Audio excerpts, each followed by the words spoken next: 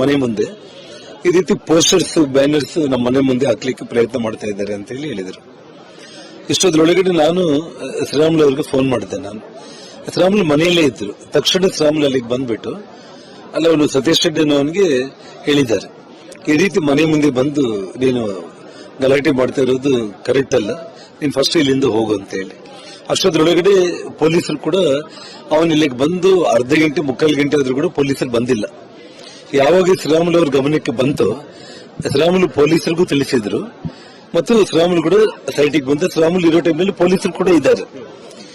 ಅವನಿಗೆ ಸತೀಶ್ ರೆಡ್ಡಿಗೆ ಅವ್ರಿಗೆಲ್ಲರಿಗೂ ಕೂಡ ಇಲ್ಲಿಂದ ನೀವು ಜಾಗ ಖಾಲಿ ಮಾಡಿ, ಒಬ್ಬ ದೊಡ್ಡ ನಾಯಕ ಜನಾರ್ದನ್ ರೆಡ್ಡಿ ಅವ್ರ ಮನೆ ಮುಂದೆ ಬಂದು ಈ ರೀತಿ ನೀವು ಗಲಾಟೆ ಮಾಡೋ ಪ್ರಯತ್ನ ಮಾಡ್ತೀರಿ ಅಂದ್ರೆ ಇದು ಕರೆಕ್ಟ್ ಇಲ್ಲ ಅಂತ ಹೇಳಿ ಪೊಲೀಸರಿಗೆ ಅವನಿಗೆ ಇಬ್ಬರಿಗೂ ಹೇಳಿದ್ದಾರೆ.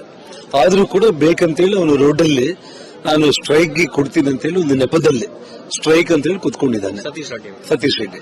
ಅಷ್ಟೊದ್ರೊಳಗಡೆ ದೊಡ್ಡ ಸಂಖ್ಯೆಯಲ್ಲಿ ನೂರಾರು ಸಂಖ್ಯೆಯಲ್ಲಿ ಜನಗಳನ್ನ ಕರೆಸ್ಕೊಂಡಿದ್ದಾರೆ.